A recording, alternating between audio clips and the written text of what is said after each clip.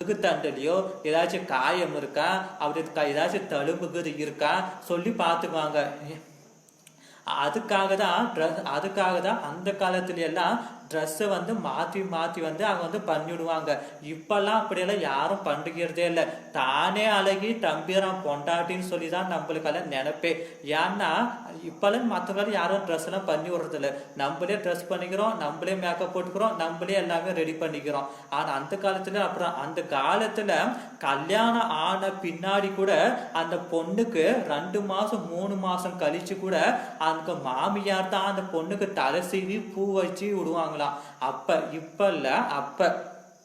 அதே மாதிரி கல்யாணம் பண்ற டைம்லயும் சரி, பொண்ணை பெத்தவனவங்களுடைய அப்பா அம்மா இந்த பக்கமும், பையனை பெத்த அப்பா அம்மா வந்து இந்த பக்கமும் நின்று பொண்ணை பெத்தவங்களோட கையை மேல வச்சு பையனை பெத்தவங்களோட கையை வந்து கீழே வச்சு ஒரு தண்ணியை வந்து ஊத்தி இந்த பக்கம், அதாவது பொண்ணை பெத்தவங்க சொல்லுவாங்க தானத்திலேயே மிக சிறந்த தானம் எதுன்னா கன்னிகா தானம் தான். மற்ற எல்லாமே தானம் தான். ஆனா 20 வருஷமா ஒரு பொண்ணை வளர்த்து கட்டி தருவது மிகப்பெரிய ஒரு விஷயம்தான்.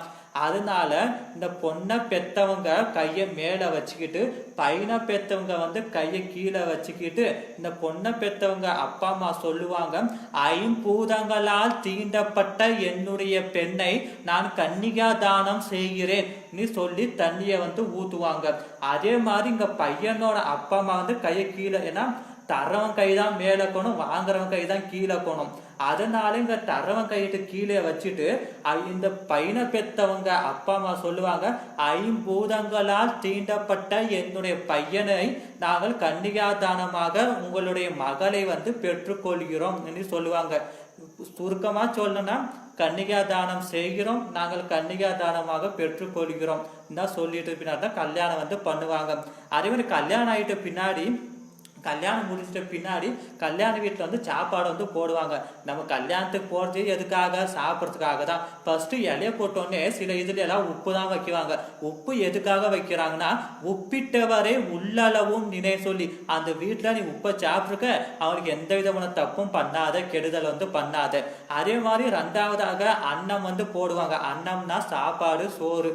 அன்னமிட்ட வீட்டில் கண்ணக்கோல் சாத்தாதேன்னு சொல்லுவாங்க.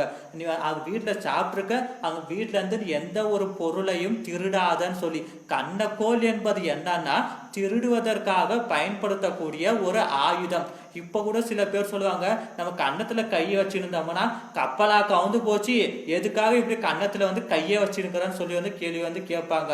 அந்த பழமொழிக்கான விளக்கம் என்னன்னா, கப்பல் என்பது ஒரு மிகப்பெரிய வணிகம். அந்த கப்பல் வந்து போய் படகுல எல்லா விதமான செல்வங்களையும் ஏற்றிக்கிட்டு அந்த படகு வந்து போகும்போது அது கடல்ல விழுந்து கவுந்து நஷ்டமே ஆனாலும் கண்ணக்கோல் என்பது என்னன்னா அது திருடுவதற்காக பயன்படுத்தக்கூடிய ஆயுதம் தான்.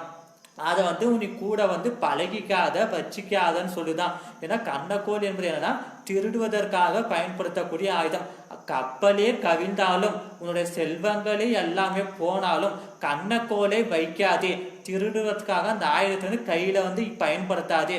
கப்பலே கவிழ்ந்தாலும் கண்ணக்கோல் வைக்காதே என்பது தான் உண்மையான பழமொழியை தவிர கப்பலே கவிழ்ந்தாலும் கன்னத்துல கை வைக்காதுன்னு சொல்லல. அதே மாதிரி கல்யாணம் ஆயிட்ட பின்னாடியும், கல்யாணம் ஆகிட்ட பின்னாடி புருஷன் பொண்டாட்டி ஏதாவது சண்டை போட்டாங்களா, இது எதுக்கு நம்மளுக்கு வம்பு, இதை புருஷன் பொண்டாட்டி சண்டை 2 பேரும் இன்னைக்கு அடிச்சுப்பாங்க, நாளைக்கு வந்து கூடிப்பாங்க. நம்மளால எதுவும் வாயை சேர்ந்து பேசக்கூடாது. அப்படி வாயை சேர்ந்து பேசினா நம்மளே தான் தப்பா நினைச்சுக்குவாங்க சொல்லி. ஏன் கல்யாணமும் புருஷன் பொண்டாட்டி தானே, அதுக்கு அங்க மட்டும் போய் சாப்பிட்டு எல்லா விதமான கேள்வி பண்ண தேர்த்து, ஆனா 2 பேருக்கும் சண்டை வந்தா மட்டும் புருஷன் பொண்டாட்டி சண்டை, நம்மளுக்கு எது தகராறுன்னு சொல்லிட்டு போயிடுவாங்க. அதே மாதிரி கொஞ்ச நாளைக்கு முன்னாடி, கொஞ்சம் ஒரு பல வருடங்களுக்கு முன்னாடி ஒரு விசித்திரமான ஒரு வழக்கு. ஒரு பையனுக்கு கல்யாணம் ஆகி 5 வருஷம் 5 வருஷமோ 7 வருஷமா ஆகி போச்சு. அப்படி ஆன பின்னாடி அவன் என்ன பண்ணிட்டான், கோர்ட்ல வந்து கேஸ் போட்டான். எனக்கு கல்யாணமே ஆகல, ஆனா இவங்களை வந்து இது பண்றாங்க சொல்லி வந்து கேஸ் வந்து போட்டான். அந்த அந்த பையனை கோர்ட்ல நீதிபதி முன்னாடி நிறுத்தி வச்சு அவனுக்கு கல்யாணம் ஆன போட்டோ, அந்த கல்யாண பத்திரிக்கை, வீடியோ எல்லாத்தையும் போட்டு காட்டி கூட இவன் என்ன பண்ணிட்டேன், கல்யாணமே ஆகலன்னு. உடனே நீதிபதி கடுப்பாயிட்டு, ஏப்பா எல்லாத்தையும் தான் காட்டுறாங்களே, நீ எப்படி இவங்களுக்கு கல்யாணம் ஆகலாம் சொல்லலன்னு சொல்லி கேட்டாரு. அதுக்கு ஒண்ணு இந்து மத தர்ம சட்டப்படி கல்யாணம் ஆன பின்னா, கல்யாணம்ன்றது என்னன்னா 7 சப்த அடிகள் சொல்லி பொண்ணும் பையனும் கல்யாணம் ஆன 7 அடி சுத்தி வச்சு வைப்பாங்க. அப்படி வச்சாதான் திருமணம் ஆச்சுன்னு சொல்லி, கழுத்துல தாலி கட்டினா கல்யாணம் ஆச்சுன்னு சொல்லி அர்த்தம் இல்ல. அது 7 சப்த அடிகள் வச்சதா இந்து தர்ம சட்டப்படி கல்யாணம் ஆச்சுன்னு சொல்லி ஒரு இது இருக்கு. ஆனா இவன் என்ன பண்ணிட்டான், அந்த கல்யாணம் 7 சப்த அடிகள் வைக்காம 6 அடி தான் வச்சிருக்கான். 6 அடி ஆனா கல்யாணம் ஆகலல்ல, அப்படின்னு கல்யாணம் ஆகலல்ல, 7 அடி வச்சதானே எனக்கு கல்யாணம் ஆச்சுன்னு சொல்லி அர்த்தம். 6 அடி தான் வச்சிருக்கேன், எனக்கு எப்படி கல்யாணம் ஆச்சுன்னு சொல்லி கேட்ட உடனே சரி அப்புறம் இதுதான் உண்மைன்னு சொல்லிவிட்டு கோர்ட்லயே அந்த பையனுக்கு வந்து உண்மையான பையன் பக்கம் பேசி 2 பேருக்கும் டைவர்ஸே பண்ணியாச்சு. இப்படியெல்லாம் சில விதமான விசித்திரமான வழக்குகள் இருக்கு. அதே மாதிரி இங்கேயும் இந்த கங்காதேவியும் சாந்தனு வந்து சிறந்த முறையில திருமணம் பண்ணிக்கிட்டு அவர்களுக்கு இருவரும் இல்லற வாழ்க்கையில் ஈடுபட்டு அவர்களுக்கு முதலாக ஒரு ஆண் குழந்தை வந்து பிறக்குது. அப்படி ஆண் குழந்தை பிறந்த செய்தியை கேட்ட உடனே சாந்தனுக்கு ஒரே சந்தோஷம். நம்மளுடைய நாட்டை நம்மளுக்கு பின்னாடி ஆட்சி செய்யக்கூடிய ஒரு மகன் வந்து பிறந்துட்டான்னு சொல்லி சாந்தனுக்கு வந்து ஒரே சந்தோஷம். உடனே ஓடி போய் கங்காதேவி பார்க்க போகும்போது அந்த கங்காதேவி என்ன பண்றான், அந்த குழந்தைய தூக்கிக்கிட்டு அந்த கங்கை ஆத்துல விட்டு தண்ணியில போட்டு அந்த குழந்தைய வந்து சாகடிச்சிடுறான். இது எதுக்காக இப்படி பண்றான்னு சொல்லி சாந்தனுக்கு வந்து தெரியாது. ஏன்னா சாந்தனு வந்து கங்காதேவி கிட்ட யா கங்கா இந்த மாதிரி செய்யறான்னு சொல்லி கேள்வி கேட்டா உடனே நம்மளை விட்டு போயிடுவாளே சொல்லி ஒரு இதுக்காக என்ன பண்றாரு, சாந்தனு வந்து எந்த விதமான கேள்வியும் கேட்கல. இதே மாதிரி 5 குழந்தைகள் வந்து பிறந்துருச்சு. 5 குழந்தைய என்ன பண்றா, கங்கா எடுத்துட்டு போயிட்டு கங்கை நதியில விட்டு 5 குழந்தையுமே சாகரிச்சிடுறான். உடனே ஊர்க்காரர்கள் எல்லாம் பேச ஆரம்பிச்சிட்டாங்க, இவளெல்லாம் தாயா இல்ல பேயா, பெத்த குழந்தைய 10 மாசம் சுமந்து தன் பெத்த குழந்தைய அந்த குழந்தைக்கு பால் கூட தராம இவ போயிட்டு அந்த கங்கை ஆத்துல போட்டு கொண்டுறான். ஆனா நம்ம நாட்டோட அரசர் வந்து என்ன பண்றாரு, தன் மனைவியே ஒரு கேள்வி கூட எதுவுமே கேட்க மாட்டாரே சொல்லி ஊர்க்காரங்களெல்லாம் பேச வந்து ஆரம்பிச்சிட்டாங்க. சாந்தானும் நம்ம என்ன பண்றது சொல்லி தெரியாம மனசுக்குள்ளே எல்லா சுவாகத்தையும் போட்டுக்கிட்டு அல்ற மாதிரி வந்து ஆயிட்டாரு. இதே மாதிரி 7 குழந்தைகள் வந்து பிறந்து 7 குழந்தைகளும் ஆண் குழந்தைகள் தான். அந்த 7 குழந்தைகளும் என்ன பண்றான், கங்காதேவி ஆத்துல வந்து விட்டுறான். ஆனா 8வதாக ஒரு குழந்தை வந்து பிறக்குது. அப்படி பிறக்கும் போது சாந்தன் வந்து முடிவு பண்ணிடுறாரு, இனிமே நாம இந்த விஷயத்த இப்படியே விட்டோம்னா இது வந்து சரிப்பட்டு வராது. என்ன ஆனாலும் சரி, கங்காதேவியும் நம்மளை விட்டு பிரிஞ்சு போனாலும் சரி, அவளை ஏன் எதுக்கு இந்த மாதிரி பண்றான்னு சொல்லி கேள்வி கேட்டே ஆகணும்னு சொல்லி முடிவு பண்ணிட்டு சரின்னு சொல்லி முடிவு பண்ணிடுறாரு. உடனே கங்காதேவிக்கு 8வதாக ஒரு ஆண் குழந்தை வந்து பிறந்திருக்குன்னு சொல்லி அந்த வேலைக்காரி மூலமாக சாந்தனுக்கு வந்து தெரியப்படுத்துவார். சாந்தனு என்ன பண்றாரு, சரின்னு சொல்லி ஓடோடி வராது.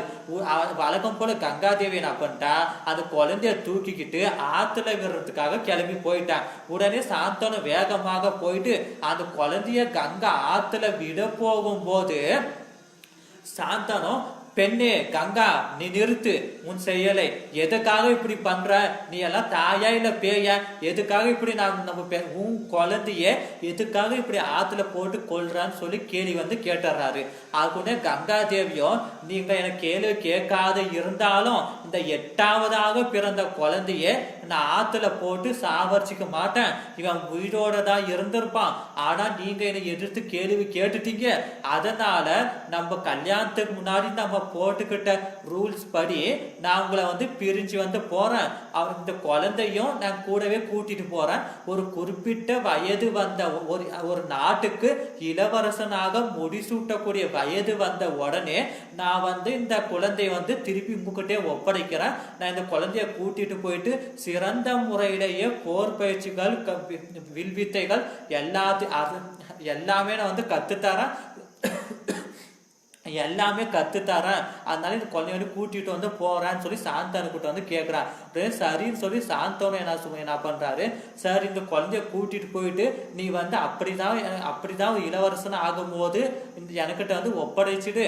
ஆனா எதுக்காக நீ இப்படி இந்த 7 குழந்தைகளை ஆத்துல போட்டு கொண்ட, இந்த 8வது குழந்தை எதுக்காக உயிரோட இருக்குது அப்படின்னு சொல்லி எனக்கு என்ன காரணம்னு சொல்லு, அப்பதான் என் மனசு வந்து திருப்தி அடையும் நீ சொல்லி சாந்தனு வந்து கேட்கிறாரு.